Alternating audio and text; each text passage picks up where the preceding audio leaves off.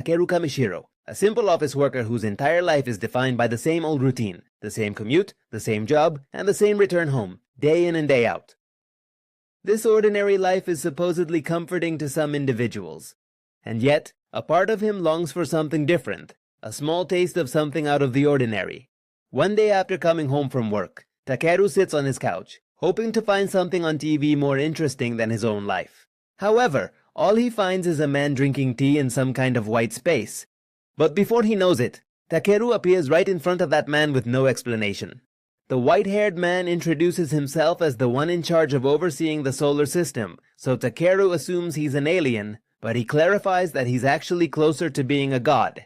Yet the man simply requests Takeru to consider him as the universe's middle management, a concept Takeru finds quite mundane. Setting that aside, the god lets him see a completely different planet called Medeus, saying that no matter how much he tweaks it, things never go right there. Civilizations regularly keep collapsing, so he's now been forced to personally intervene. The god then uses a teapot to illustrate his point, explaining that he drops just one bead into that world, and sometimes a small ripple can become a wave large enough to change the entire world. Now Takeru will become that single bead that's going to change everything. After hearing all this, Takeru doesn't seem too thrilled, saying he can't just suddenly be dropped with news like that. The god clarifies that Takeru's dead. If he doesn't go to Marias now, his soul will just vanish. Takeru panics for a moment, exclaiming that he can't just tell him something like that so calmly. The god quickly attempts to reassure him, mentioning he won't be sending him off completely empty-handed.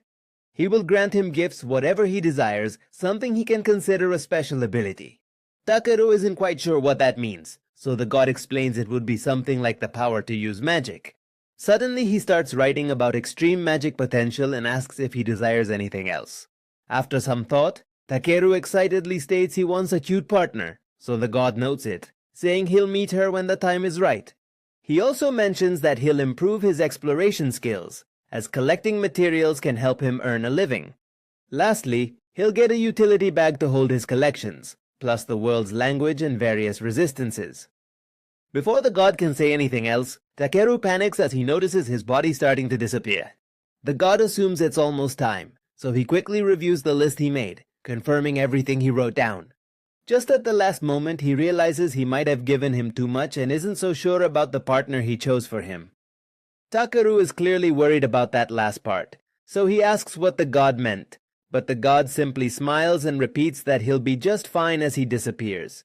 He wakes up in the forest of that world called Medeus, with a new body and a completely different life. He only has what the god gave him, a utility bag and a staff he found by his side. Takeru has no idea what to do with that, so for now, he decides to try and find where people live.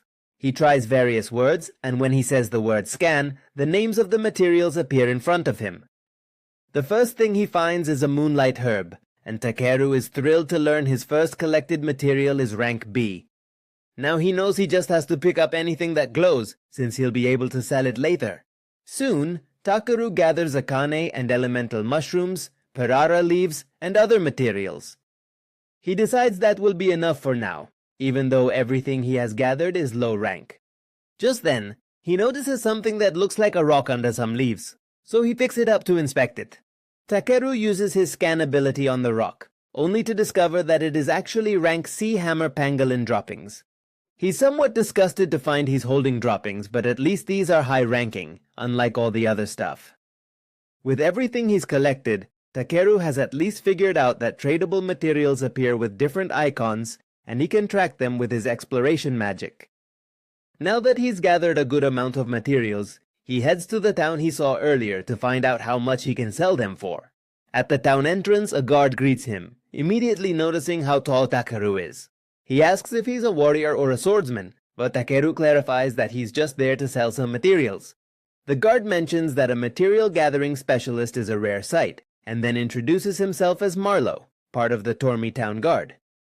He informs him they don't have a shop exclusively for materials, but there is a general store he can visit, so he should attempt to sell them there. Takeru thanks him for the information and enters the town, instantly drawing the attention of many locals because of his height. At the general store, he offers the rank C material he found, asking the shopkeeper if he'd buy it. The shopkeeper is very surprised, immediately recognizing the hammer pangolin droppings. He picks them up with his bare hands, saying their shape, resilience, and color are exceptional, so he's amazed he was able to find them. The shopkeeper offers him 5 silver coins for it, but Takeru doesn't know much about prices yet, so he asks how much a night at an inn costs. The man tells him it's usually 500 ri per night, and for reference, a coin is equivalent to 1,000 rei. Takeru then grasps that if one night at an inn costs around 5,000 yen, the excrement he discovered is worth 50,000, which is absolutely insane. The shopkeeper snaps him out of his thoughts, so Takeru quickly accepts the offer, sealing a good deal for both. And the happy man rubs the hammer pangolin's excrement on his face, creating a disturbing scene for Takeru.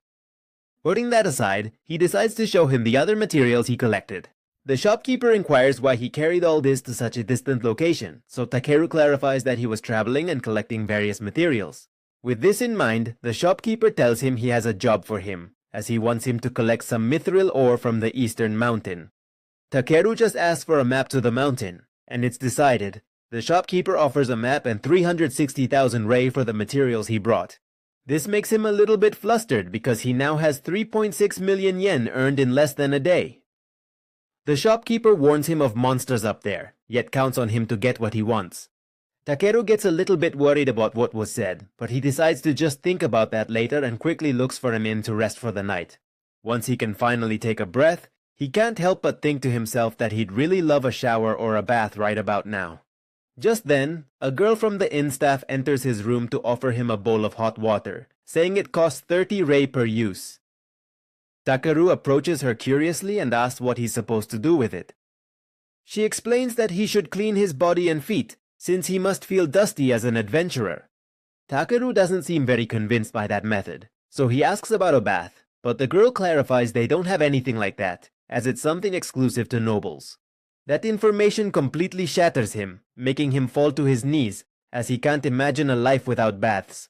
The girl attempts to soothe him before he starts weeping, mentioning she's heard some mages can cleanse individuals with magic, but in Tormi, they lack such a person. Takeru snaps out of his hysteria immediately upon hearing that, quickly takes the hot water, and gives the girl a tip to leave. Without wasting any time, he starts thinking of the right word he can use to clean his body with magic. When he says the word clean, the hot water surrounds his body with magic, leaving him spotless in a matter of seconds. The girl hears him shout in amazement from the hallway, and Takeru is happier than ever to be clean. Despite how convenient that magic is, as a bath lover, he finds it very unsatisfying, which frustrates him immensely. The next day he goes out to gather more materials, quickly learning to use his skill. His skill shows him a shovel symbol for the first time. Excited, he rushes to see but nearly has a heart attack when he finds a dead body. Takeru assumes he fought there and collapsed, and upon checking his belongings closely, he finds a family amulet made by the man's mother. Inside the amulet, he finds a letter from his sister, who was apparently thanking him for his help and wishing him to be safe. Takeru knows he can't just walk away from something like this, so he decides to dig a proper grave for the man and pray for him at the end. Once the day ends, he draws a circle, using magic to activate a protective barrier. With that, he lets his guard down and tries to cook something, pouring water into a pot and adding seasonings he got at the inn, along with some wild herbs he picked nearby. Finally, he adds some meat to the pot, creating a special wild herb meat soup. Takeru is truly thrilled to try his creation, saying the meat juices and the soup blend so incredibly well, and that it's wonderfully good. After filling his stomach, Takeru continues his journey and arrives at the Forest of White Trees, also known as the Ancient Dragon Forest, a dangerous area infested with monsters. He uses his skill to track materials in the area, but he gets no reaction for ore. What's more, there isn't a single living thing in sight, not even monsters for some reason. Takeru is horrified, wondering if he smells so bad that no living creature wants to come near him. He sniffs himself to check but decides to let it go, figuring it's better if it keeps things from attacking him. Seeing the path is clear, Takeru runs to get out of the forest, but when he least expects it, he falls off a cliff. He panics and desperately attempts to conjure a magic word to make himself fly before plummeting to the ground. Luckily, he figures it out quickly by saying the word fly and lands safely on the ground. Right at the bottom of the cliff, he detects numerous ore readings with his skill, so he starts gathering immediately. After a bit of searching for mithril, an earthquake hits. He knows he'd best grab what he can and leave. Takeru uses her flamen to blast some rocks, hoping to get an ore that's deep in the earth. With that, he finally manages to find mithril ore, an A-rank material rich in mineral and magical essence. Takeru celebrates but notices it's very small, which makes him think it's not enough. Another earthquake shakes the ground, but he must advance as quickly as possible.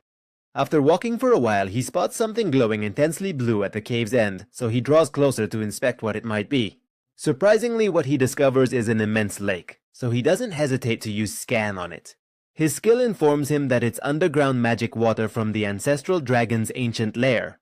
Takeru is shocked to see its SS rank, since it's the most. He hears a loud growl in the background, but he ignores it as he thinks about the situation. If that lake water is imbued with the mana of an ancient dragon, then that creature must have dwelled there for centuries. After that distinct growl, a deep voice asks who dared to awaken it from its slumber. But Takeru once again ignores it, too lost in his thoughts. He happily approaches the water, saying he definitely wants to take some with him, even if he has to empty his canteen. The previous voice demands a reply, but Takeru, ignoring it, samples the water, his ability confirming it's safe to drink. Just as he dips his hands into the water, an immense creature emerges from it with a furious roar. After being ignored for so long, the creature confronts Takeru and demands that he listen to its words. Takeru looks a little surprised, and the dragon is astonished that he withstood its pressure. Once he grasps the situation, Takeru bows to apologize for having invaded its territory without permission. He has no trouble apologizing in this manner, as he has had to bow to various individuals since he began working, though he never imagined he would have to do so before an ancient dragon. The dragon laughs at his action, clearly pleased to see he's a man with nerves of steel. Takeru then tells it his name, explaining that he's a mere human, though the dragon isn't convinced because it can feel an overwhelming magical power emanating from him, so much that it woke him from his sleep. Hearing that, Takeru admits he doesn't know what it refers to, but the dragon tells him that his magic rivals its own. It is at this very moment that Takeru realizes this creature is indeed the ancient dragon, an outcome he clearly had not anticipated. The dragon confirms this, identifying as Boldeus, but Takeru gives him a nickname. Boldeus isn't bothered and quickly asks for his strength. He explains that with his pure power, he might be able to revive his child. The stagnant and corrupted mana in this place is preventing the egg from hatching, so he needs his help to make it happen, but he won't ask for it for free. With a single touch, Boldeus creates a magical mithril ore, offering it as payment. Like a good mercenary, Takeru is clearly interested in the job, so the dragon shows him the egg that won't hatch. Once he has it in his hands, Takeru is surprised by how big it is, but he's not sure what he's supposed to do.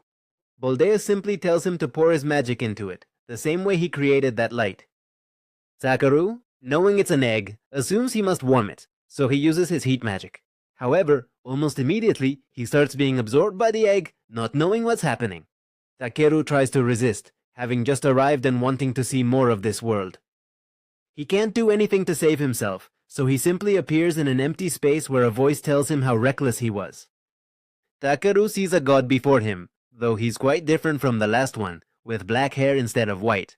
The man states that when a dragon manifests, people typically either pass out or flee, yet he simply disregarded the norms and rewrote the rules. He's been manipulating this world for hundreds of thousands of years, and in no time at all, he went and made waves everywhere, which annoys him a bit.